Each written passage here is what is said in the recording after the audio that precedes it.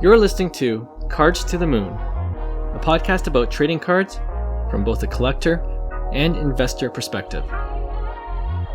We hope you'll stick around for the ride as we take a deep dive into the state of the hobby, share some hot takes, hopefully some useful advice, and fun stories along the way. Hey guys, welcome back to Cards to the Moon. My name is Clark from 5cardguys.com, and you can also find me at 5cardguys on Instagram, YouTube, and on Facebook. Co-hosting with me, as usual, is Hyung, who is at Cho Young on all your socials.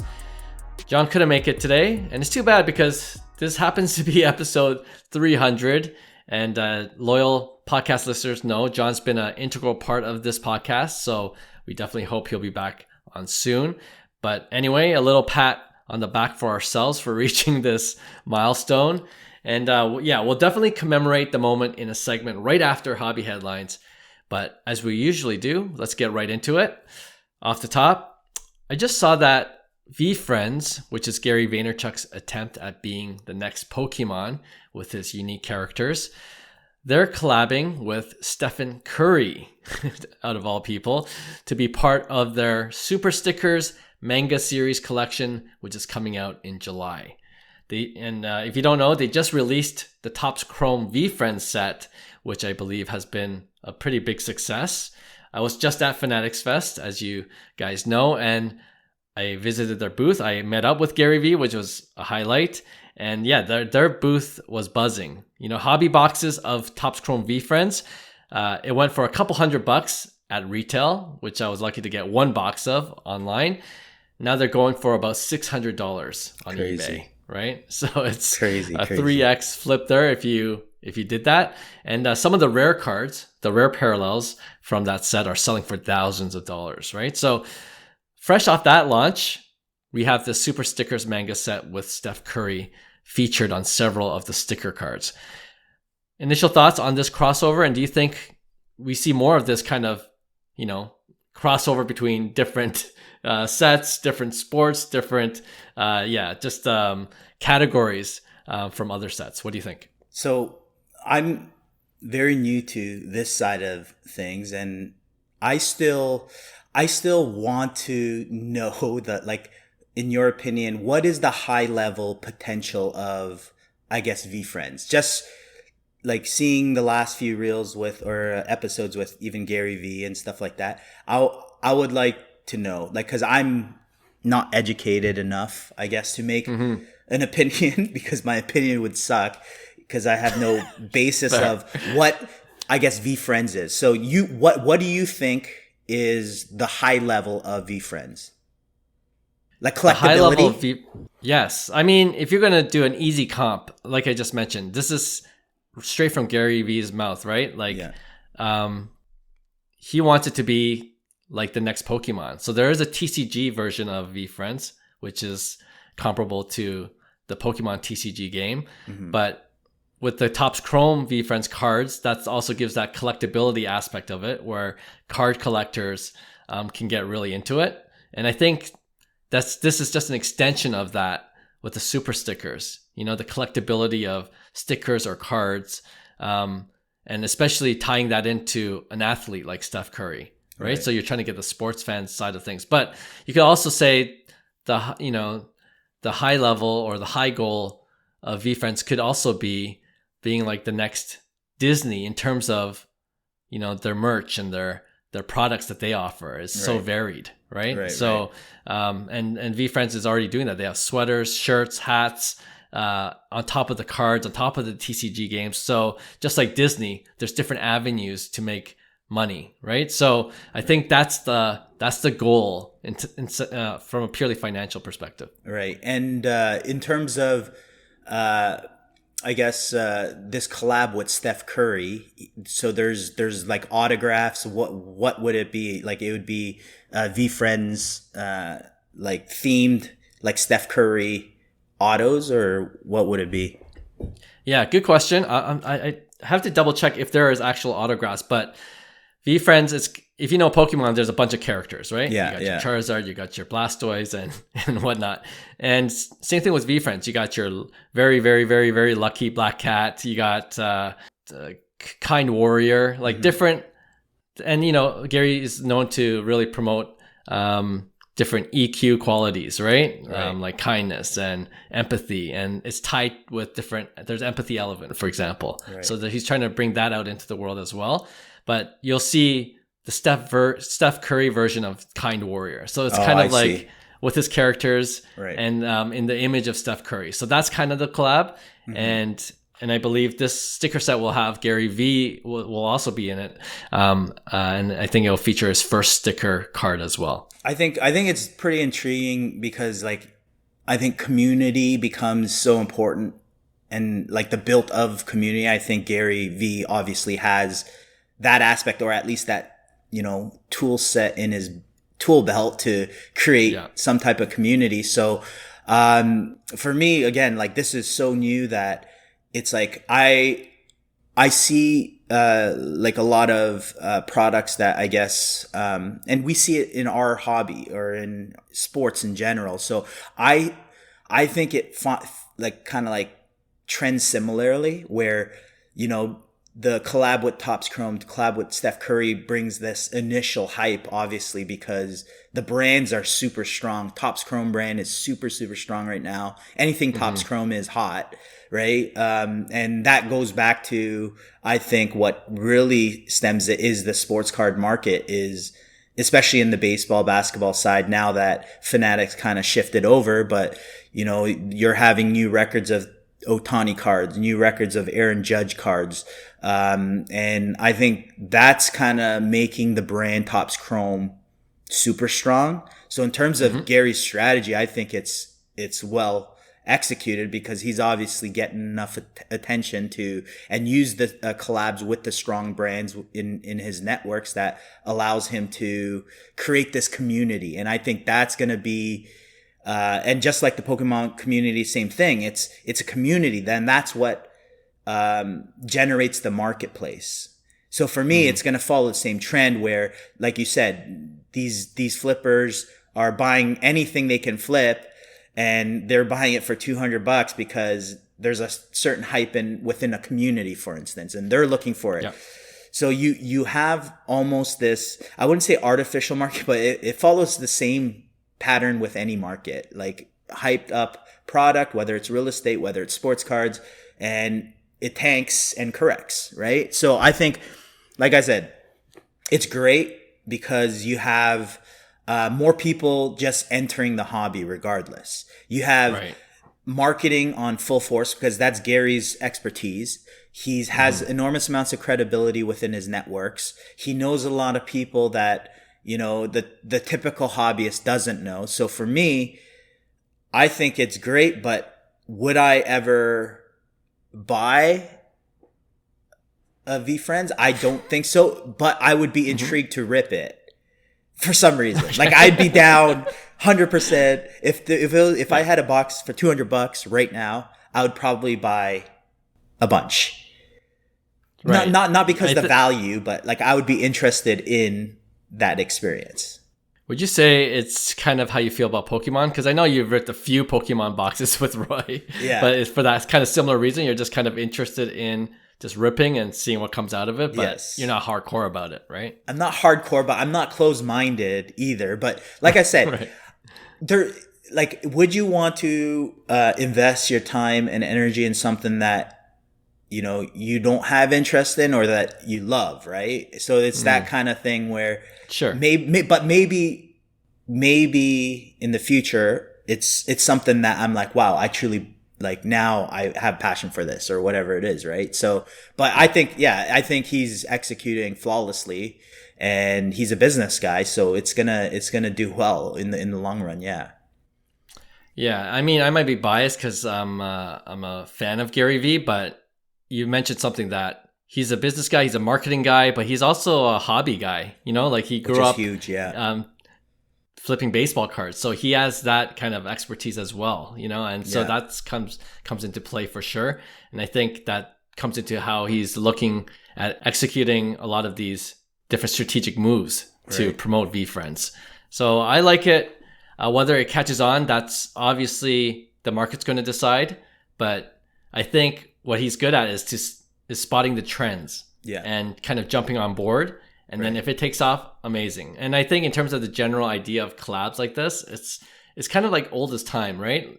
You've seen the Pokemon / Super Mario cards that Yeah. are just like, what, 11, 12, 13,000 now for PSA 10. You got your Nintendo crowd and you got your Pokemon crowd. And I think right? I think there's so much potential, especially I talk about this in sports, but like if let's just say the future of technology and NFT is there and utility, now we're talking, Yes. Gary, like this is where next level stuff can happen, especially with within his network, right? Ruben's doing that within sports. So, from a cultural standpoint, there's a lot of things that Gary can negotiate and almost have a lot more value in these parallels. So out of 5 would be a red parallel. So you get the card and then a crazy experience tied to it. That might be something that, like, I truly believe that's the future of collecting, where, it's more than value in terms of future potential value. Yes, there is that, but there is a aspect of how the digital side of things can merge with the physical, but at the same time, it becomes an experience where it's utilized, it's utility, right? So, and I know he's big on that too. So I'm looking forward to that side of things because I have no clue how this hobby is going to look even in a year, 2 years. Technology is increasing so much that we're just... That's a great... Yeah. No, for sure. And that's a great point you bring up. And I'll close this segment with this because you reminded me of it. The Veefriends started as an NFT project. People forget that sometimes, but it is still an ongoing NFT project. We all know that NFTs have died down considerably, but it's not completely dead. But to that point, if you do have a Veefriends NFT, there's Series 1 and Series 2. I happen to have both, but if you're a Series 1 Veefriends NFT holder, you get first dibs at the Super Stickers manga set at $60 a box, right? Okay, yeah. If you have a Series 2, you get second dibs at $75 a box. Yeah, And if you don't have an NFT, you're just a collector, you want to go online, it's $99 a box. So you get a discount for being an NFT holder, and you get a higher limit. You could buy more if you wanted to. So there's that utility we're talking about. Amazing. Right? Yeah, and that's the stuff I'm talking about is like that's what I think the future of collecting becomes, is when you have a leader like Gary that understands the framework that allows you to now say, okay, I'm going to take this to the next level where nobody has seen before. And in that aspect, I'm all in. And I've always been all in on guys like Gary Vee just because they're not talk. They walk the walk. They actually do things, take the risks when everybody's literally crapping on them. And then they're able to still execute, right? So for me, in terms of that's what I'm all about, regardless. And yeah, I'm a fan in terms of just watching from this side of things. Will I be a collector in the next couple of weeks? Probably not. But like I said, I'm not closed-minded. I'd like to see where all this goes before I kind of commit to it. Yeah.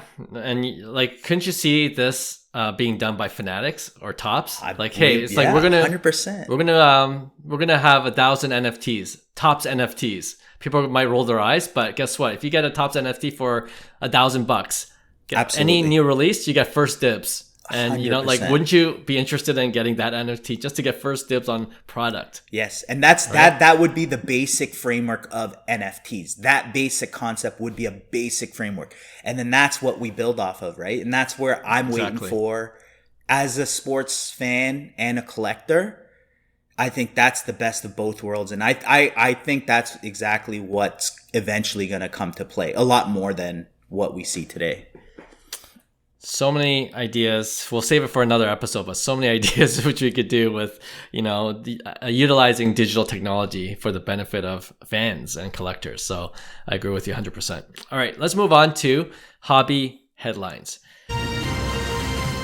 So on Friday's episode, that was kind of our Fanatics Fest recap with in-person interviews I had with Brent Ware, aka Deep Value Investor, and Paul Hickey of the Sports Card Strategy Show, which I've done several joint podcasts with. So if you missed it, check out episode 299.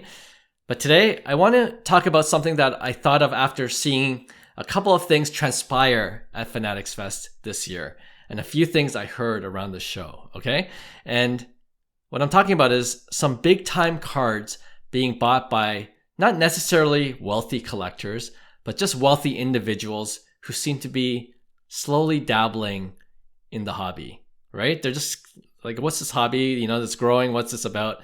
And the one most people in the hobby probably heard of already is that the owner of Washington Commanders, the NFL team, he bought the one-of-one Jaden Daniels Black Finite Prism rookie card from Roth Cards live at the show for $500,000. And if you didn't see that, go see it on IG. Michael Rubin kind of put a call out to anyone that had a really good Jaden Daniels card, and Roth Cards happened to have this one-of-one Black Finite Prism, and they made a deal on the spot, and the Commanders owner bought it for $500,000.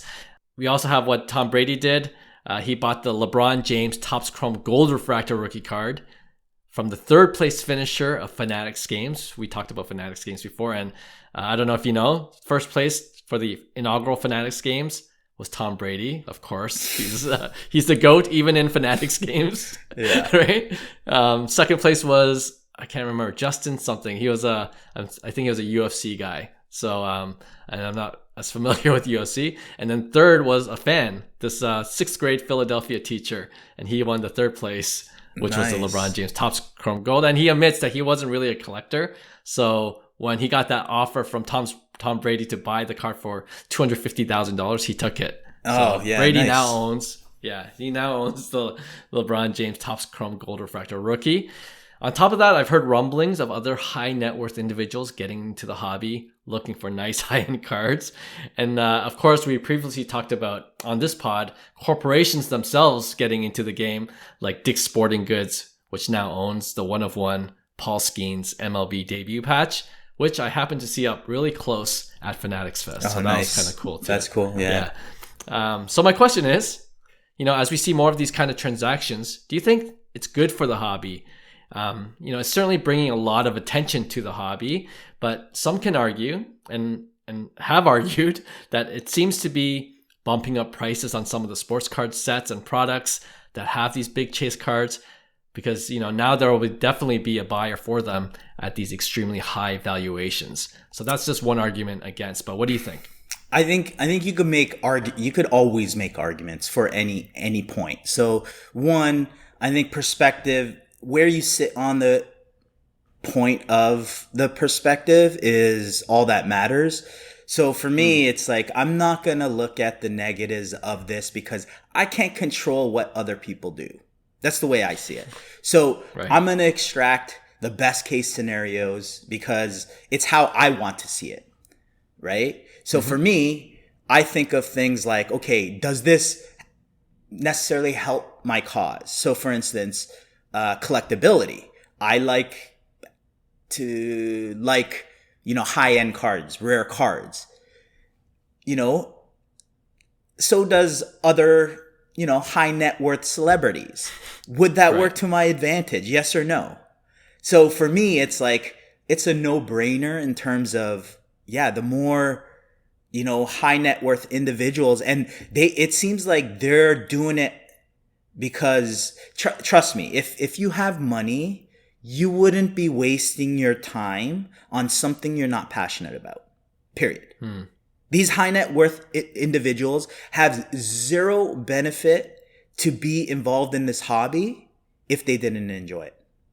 Because they could do anything. Why would they choose something that brings them stress, that brings them, all these? So just let's look at their perspective of why they're buying, because we're on the other side looking at, these guys just, doing this, doing that, like they have money, they're ruining the hobby. It's like, we're sitting from that, like seeing from that perspective, but that's not true, because these guys like Tom Brady, like I said, if he didn't have a passion for sports cards, he could be doing whatever he wanted. I'm telling you, he could do whatever he wanted. And that's the realities of it, is when you look at like everybody and their intentions of why they're doing it, you can't control that like at all. But what I can extract from that is, well, can I make my position better? Does this make my experience within the hobby better? And it has. I'm telling you, it's like, think, if we didn't have none of this, we would have nothing to talk about. We wouldn't show up every week to talk about things. But we've 300 episodes deep, because there's so much stuff going around that we have a lot to talk about. You see what I'm saying? So for me, it's like, I look at that as a whole and I'm like, how could I say that's so bad?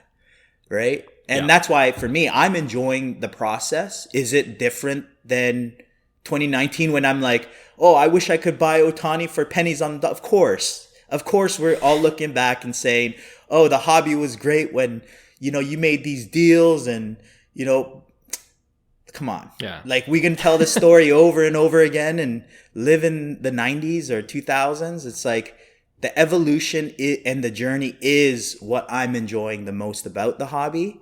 So for me, yes, all in. It's like, hey, bring more of your, rich friends to buy more sports cards, because it betters your position at the end of the day, right? Will prices go up?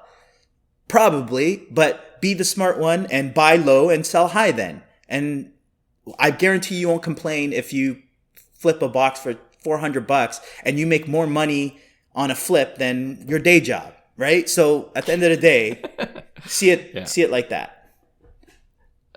Totally true. I agree. It reminds me of, how Cactus Jack was a huge thing last year. So I was able to get a box of Cactus Jack, which I flipped for 1,100. Amazing. This year. Amazing. How quick was that? Less than 20 minutes from picking it up to going to David Adams, right? And it's so true, because a friend of mine that came, that was certainly a highlight for him, being able to flip that mind box. Right? And now it's like it opens the hobby up to him even more, seeing what's available and what's out there. But I want to go back to how the hobby used to be, and the fallacy in that argument is that the ones who wish it was like the old days where it was more affordable, where I could get a Shohei Ohtani for a couple $100.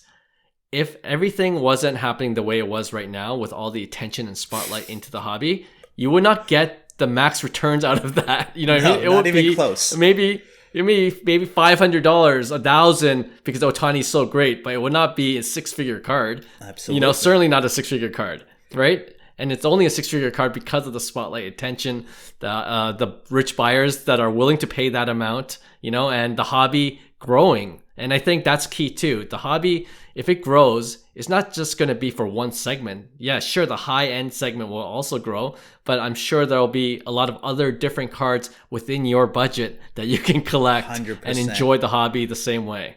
And I think that's the greatest thing about this hobby. People who are saying they're priced out, there are so many good deals out there. And it's only a good deal because no one's paying attention. Right? So it's only not like, you know what I mean? It's a good deal because if you realize it's a good deal and things are underpriced, this is what I think is a healthy way to look at the hobby if you're priced out.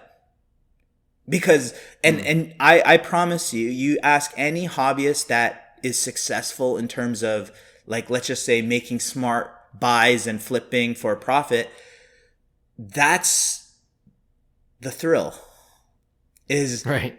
You're like, hey, and that's kind of why I do these Aaron Judge things, because it's like, on the pick ones, it's because that's the thrill of it. It's like, man, I bought this Aaron Judge that was super underpriced. And then, you realize you were right after, let's just say 5 months, whatever it may be. That becomes part of the hobby, whether we like it or not, because it's the thrill of the joy of finding the good deals, finding the bargains from the, the singles, that the raw cards from the shows. Like those are the things that I think the true hobbyist, or I wouldn't say true hobbyist, anybody who's part of the hobby now, regardless if you consider yourself as a hobbyist, because I could say I'm a hobbyist because I love the nerd geeking out on SSPs and the print runs and, you know, the collectability and what's available. But at the same time, I'm not going to turn down a profit, right? Because that allows me to make smarter purchases, right? So yeah, in saying all this, I think that's the key thing to remember.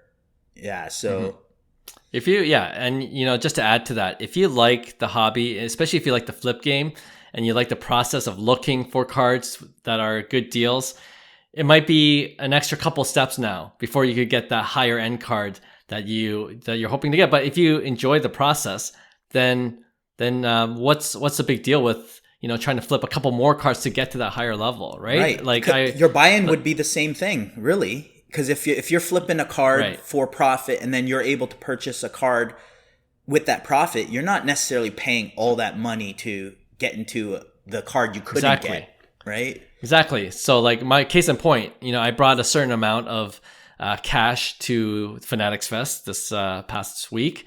And, you know, after I flipped the Cactus Jack, guess what? I have doubled the cash flow going into the National next month. Amazing. You know, to look for a nicer card at a higher value. And then, you know, I hope to find a good deal where I could trade and maybe add some cash on top. And then for the next one, you know, you're hoping to upgrade that. And it's just like a fun process for me. And I think if you enjoy that, then seeing the hobby grow should be even more exciting for you because you have more opportunities to find good deals that way. 100%. And you are not an evil person for thinking that way. You know what I mean? It's like, if that's what you enjoy, more power to you. Right. And I think and there's a whole spectrum. That's the beauty of this whole hobby. If you're new to this hobby, if you're old to this, there are so many things that you can do to enjoy yourself for the hobby. Don't let one perspective ruin it for you. Like I said, there's pieces of crap all over the hobby too. There's bad things, but what you can't control that. There's bad people in the world. You can't control that. You don't let that rule you. I think there's a lot of positive going around in the hobby. And I think we're hoping that the leaders like Michael Rubin, like Gary Vee, they look out for the best interests of the longevity of the hobby. And I think it's building voices and leaders that, you know, take this hobby to where it could potentially go. I think that's what I believe in the hobby. I have no other choice, right? It's like if I'm enjoying this process, you know, I gotta have that kind of mindset towards it. Yeah. Yep.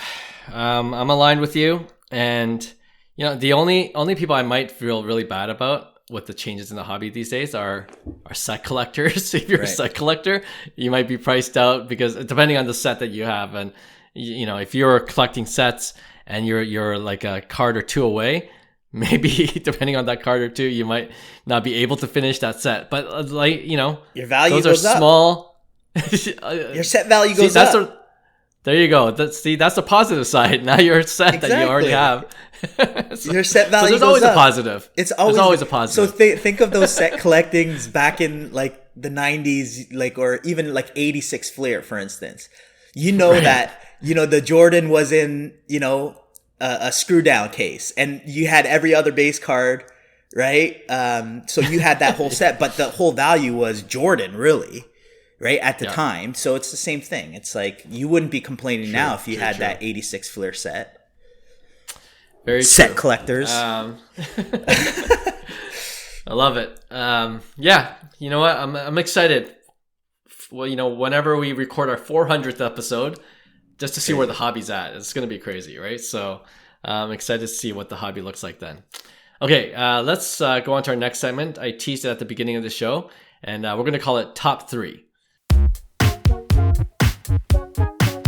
To mark our 300th episode, I thought it would only be fitting, you know, to come up with top 3 memorable moments on this podcast, Cards to the Moon.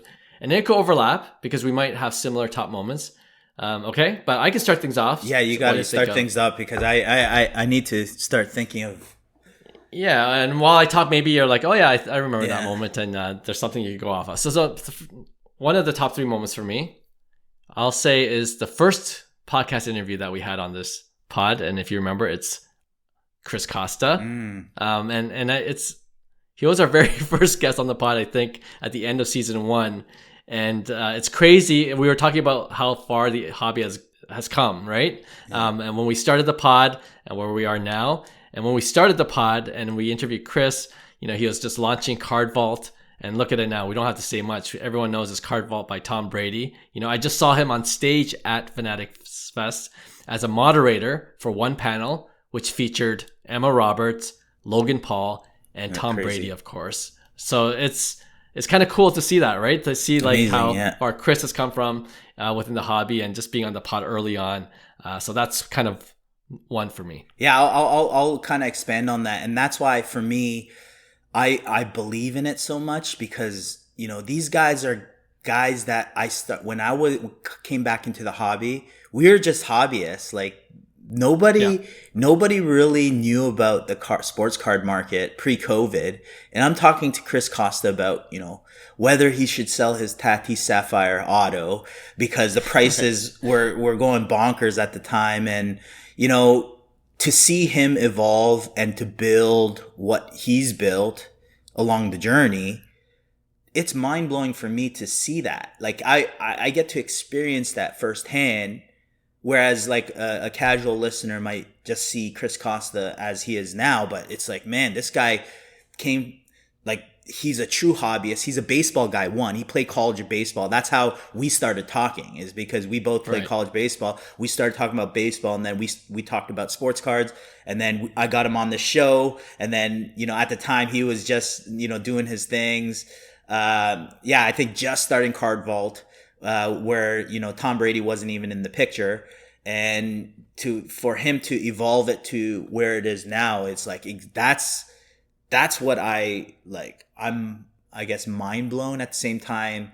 It's so realistic for me, at least in my experience. So I really appreciate like that. That would be a top episode, being able to, interview someone that's built, something massive, but we've gotten to, speak with him before it all happened. So I think that I agree. That would be one of those episodes that I would say it's a top in our books. Yeah, for sure. I don't know if you have one to fill out the rest of the top 3. Anything you want to add? You know what? Like, to be honest, Clark, I have one of the most brutal memories. Like, I think I blame it on a line drive I got hit in the head where I had like amnesia, but like I can't.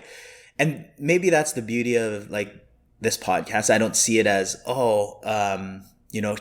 every week it's like we're just doing it. It's, I think collectively for me, those are the highlights, not an episode in particular. Is like, for instance, the interviews as a whole, like being able to, get our guests all the way from just a generic hobbyist to, you interviewed Gary Vee, you've interviewed,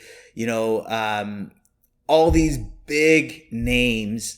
For me, like, that is an amazing highlight because we always had the intention of, we shoot the shit, on this thing called the internet, and that's all we're doing, right? And to see that, I think that would be my highlight, is to be interviewing the bigger guests that you're kind of like, wow, this is pretty crazy of where we've gotten to in these 300 episodes, right? Agreed. And you kind of took my number one, obviously Gary Vaynerchuk. Yeah, that's I don't huge. have to expand on that, but probably one of our biggest guests. And to your point, it's just more of a reflection of where we've come from as a podcast to where we are now, and what we're able to do consistently. So I don't have to say much more than that, but that was definitely on my top 3. And top 2, to jog your memory, we were just at Fanatics Fest last year for the inaugural, and I just came back from the second event.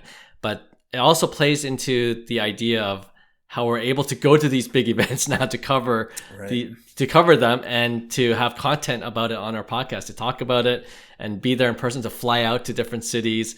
And, I'll be at the National next month. And I think I might have done that as just a regular collector, but as a content creator, as a podcaster, and just being able to do that with, sometimes with media passes and just having more access, I think it just kind of is cool to see how much the podcast has grown from that standpoint as well. 100%. And I think creating content is something that I guess a lot of people are afraid to do, but in reality, all we're doing is showing up and not trying to create content. And I think that for all the content creators out there, that's so important to remember. It's like, why are you in this space? And if you become passionate about what you're doing in terms of a hobbyist or whatever you do, I believe that the content that you create becomes as authentic as you possibly can. And to me, that, because I create content outside of the sports card world, specifically baseball and other. So for me, that is the separator, is when you use your own personal experiences and passion and understanding, and you're starting to use your creative ways to, make content. So for instance, even going to Fanatics Fest, these are all things that you have a choice whether to do it or not. And then as you go there, you just enjoy it as a true fan. And you're like, how do I capture this moment that brings value to someone potentially that isn't there? Right? Or how do I capture value if I give perspective on, a big business move that Fanatics made? Like, those are things that we don't intentionally try to make. It just happens because we're just part of the community. And I think that's a number one thing for me, especially in these 300 episodes, is literally showing up every week. Right? And when you do that, it doesn't necessarily become a chore to make content. You start enjoying the process. You start enjoying the hobby even more, because like I said, I don't think I would have any interest in Pokemon or Veefriends, prior to this episode, or in previous episodes. I would have never. But these are things that open my mind too, as we discuss it every week. You know what I mean? So, for sure. Yeah, I mean, to me, that becomes an important pillar just in general of how we do 300 episodes, because most people can't even fathom. It's like, if you told me when we started we're going to do 100 episodes, I'm like, oh, that's so tiring. It's like, I have to do this, I have to do that. It's like, I wouldn't want to, right? But here we are. It's not necessarily a chore. It's a passion that, you have, I have, John has, Will, Roy, DC, all these guys that come on our podcast, same thing. They have a passion for it, and that's why they're around. And to me, you can't beat that, Agreed. And, really just to wrap up this segment, because I don't have much more to add, but you kind of mentioned some of our podcast friends that we've met along the way, that we've got to know better because of the podcast. Will and Roy, of course, being our secondary co-hosts now. We brought them on board, especially with the boom of Pokemon and non-sports cards, and that's been a great addition. And I know people like hearing them on the pod. You kind of mentioned it earlier, just all of our guests. A quick shout out to all of our guests that have come on the pod, and especially our multiple guests like Daryl and Brent, Brian, Cajun Cardboard, Denny Cards, of course. They've all been multiple guests of ours. And when you see them in person, like at bigger events like Fanatics Fest or the Sport Card Expo or even the National, it's kind of cool just to kind of, it doesn't feel like meeting strangers. We already know them, right? And I think the Cards to the Moon podcast really helped bridge that gap in getting to know more people in the hobby. So definitely that's been cool. And yeah, we're always attaining to higher goals even on this podcast. And for sure. And I know we have a couple of things up our sleeve that we hope to do the latter half of this year. It's crazy that we're in pretty much in July at this point.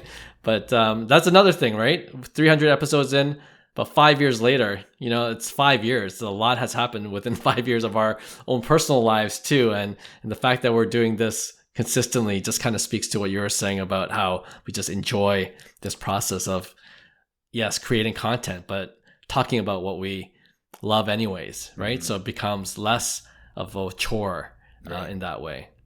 And so, you don't want to make it that either. So if it's something you love and it becomes a chore, you're not enjoying it. So stop doing it. Like reverse that cycle where it's like enjoy the hobby again, and then you make the content based off that. Yep. And lastly, of course, we'd be remiss if we didn't mention all our listeners, fans, subscribers. We started with just doing it because we loved it, and literally only 5 to 10 people heard it for the first 50 episodes or so. And then, just because it's been shared and, people have started to come and even ask us questions and DMs. We appreciate all of those. And that kind of continues to encourage and motivate us to produce more shows, because we know you guys value it. And that's what we try to do, bring value at the end of the day. All right.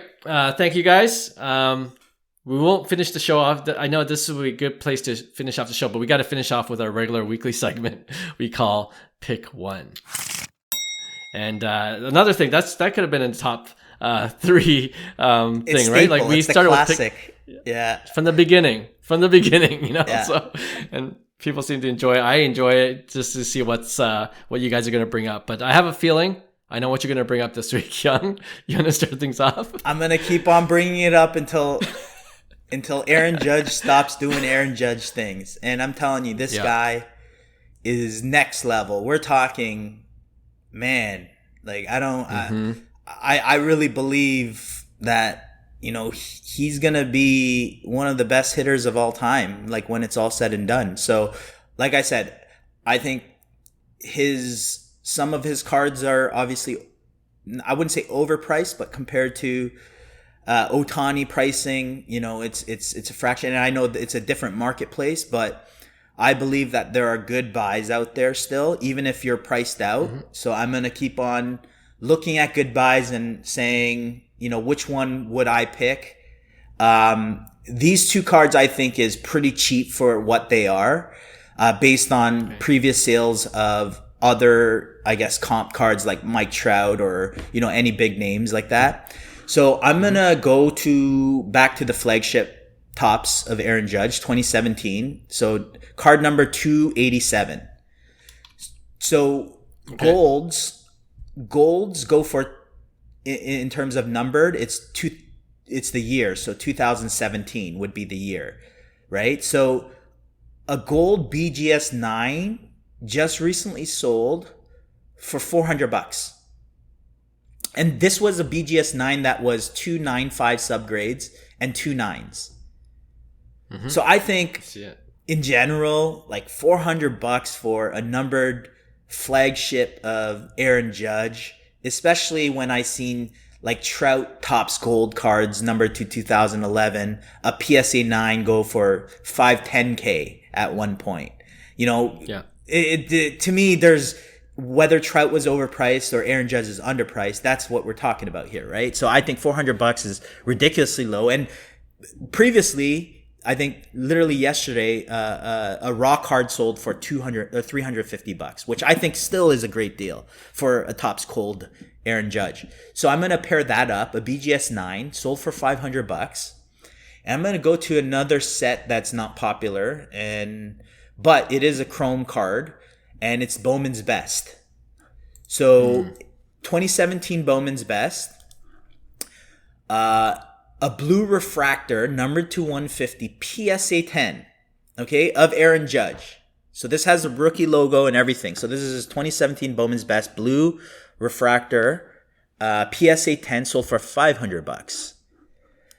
So that's a PSA 10, a numbered to 150 blue, a PSA 10, sold for $500.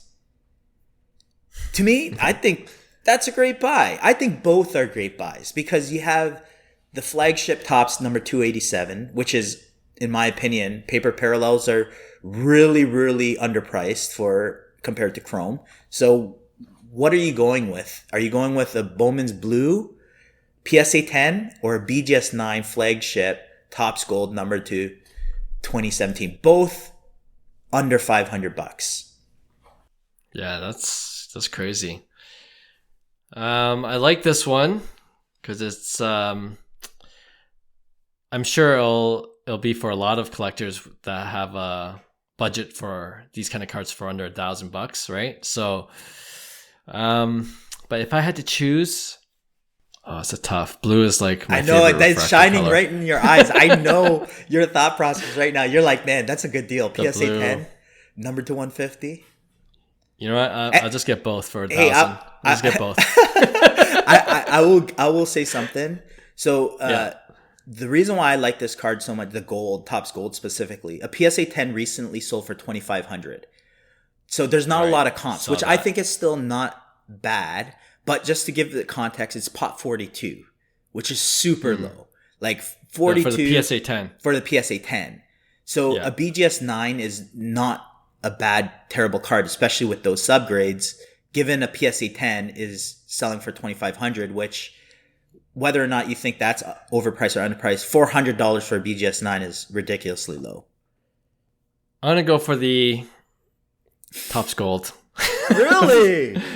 Oh, wow. Gold. Why? Yeah. I mean, if I'm thinking more of, we were talking earlier, like if we're going to flip and then try to get a bigger card, I just think the Topps Gold is just going to be more liquid, right? It's going to be easier to flip and still numbered, to 2017. But I think because it is flagship too, that has a bit of a premium as well. Like I think that could continue to go up in price. And, if you don't like the BGS 9, you can always crack it out, try to sell it raw. I knew that was the option too. Right?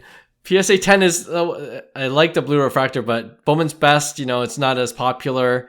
So you got to look for a specific buyer for that. And it is already a PSA 10. So I think the value is going to hover around there and maybe incrementally increase as Aaron Judge does Aaron Judge things. But I think there's more volatility in the Topps Gold card and a couple more plays that you can do with it.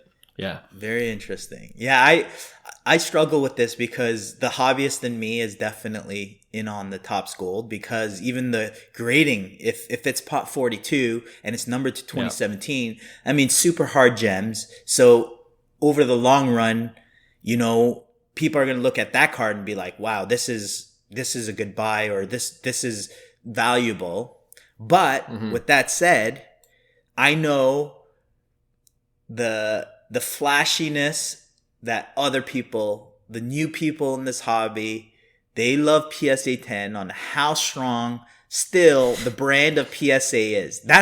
We're talking right now, the most popular brand in sports card is probably Topps Chrome and PSA, like in terms of desired cards in baseball, right? And I just feel like that blue refractor, if I were to buy it for 500, one, I wouldn't get lowballed when the time is right. People might overpay, in a certain time period.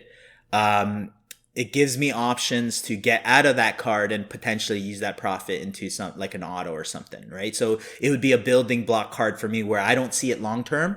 I think they're both great for collectors. If you want to collect Aaron Judge, you can't go wrong with either. But I think in this case, I'm going with the PSA 10 blue, just because I think I could make a quick flip. I wouldn't consider that a long-term hold for my collection. Yeah, it makes sense to me. I think we're both in agreement with it being more of a quick-term flip. I think we might differ from how quickly we can actually flip that blue. So I think that was the main difference. But yeah, good one. All right, mine is, I know you're high on this player because you just sent a link in our chat group the other day. So I'm going to go with James Wood. All right, 2 James Wood cards. And I'm going to share that screen.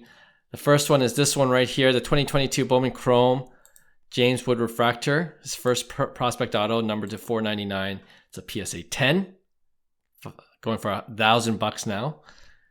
And the second one is the 2022 same card in terms of the photo Bowman Chrome, but it's from the first Sapphire edition. Also on card auto PSA 10. It's not numbered, but we know it's short printed, right? This so is really good. Both PSA 10s.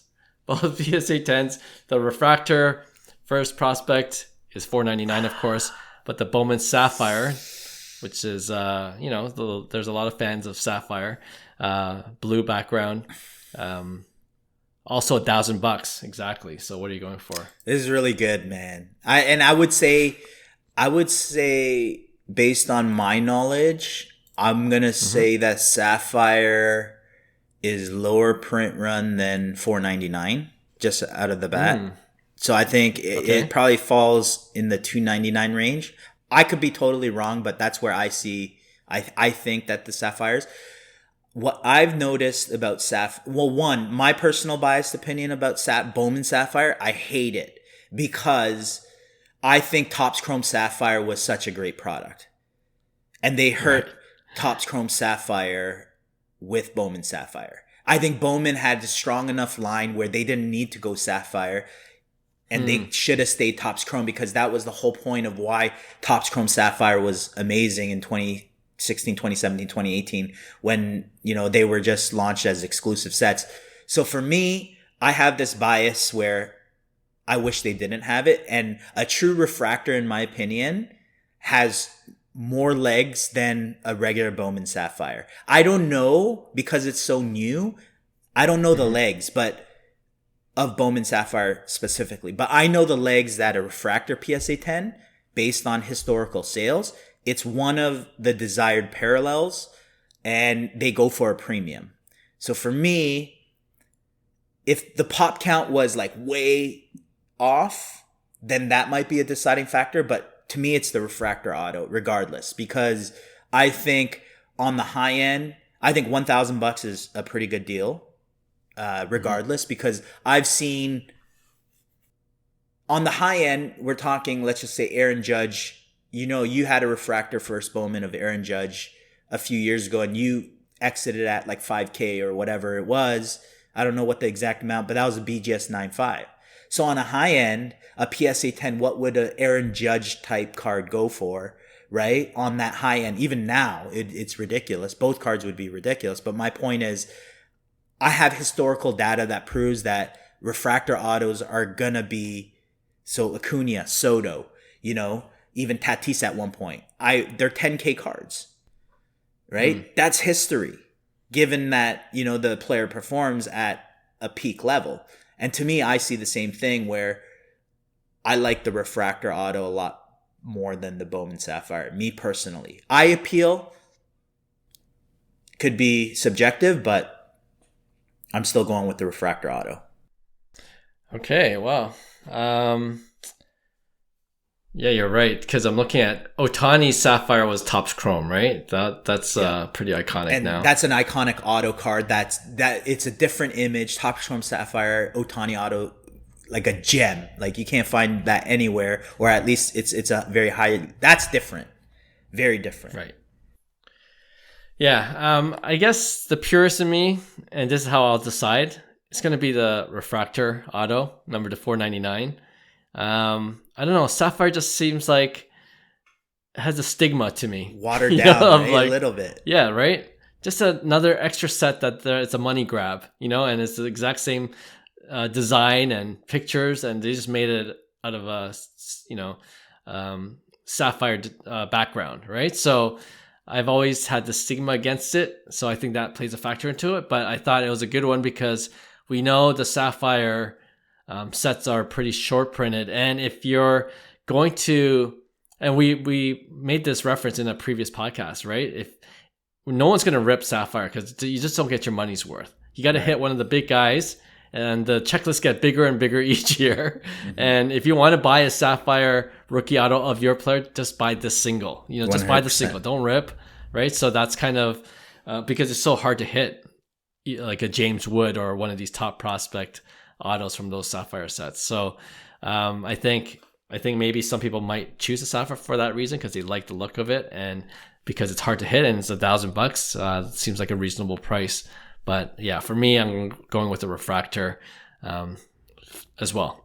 And with that said, you never know if that changes too. Bowman Sapphire might be a steal right now, and there might be a massive hype around it one day, right? So there's always that plays in. Not saying that the refractor will always outsell. It could change next year. We never know. That's the whole point of the market. But just based on history, that's my choice too. The refractor. Yep. Well said. When we do our 400th episode, that could very well be the case where we'll be talking about Bowman Sapphire. Who knew? We'll save this clip for our future Dead Wrong segment that we do every once in a while. But once again, thank you to all our listeners, subscribers, especially on this 300th episode. You guys made it possible, and we're going to continue to go on, and I can't wait for the 400th, 500th episode as well. So thank you again. If you enjoyed this episode and you still haven't rated us, we appreciate your 5 stars and a positive comment. But we'll have a brand new show for you guys next week. Talk to you then. Bye. Hey, thanks for listening to Cards to the Moon. We'd really appreciate you subscribing to our podcast wherever you listen to your podcasts. And you can also connect with each of us on Instagram at 5cardguys, or you can follow Hyung at Integrity Sports Cards, or John at TradeU at Recess. You can also check us out at 5cardguys.com. Thanks again, and hope to connect soon.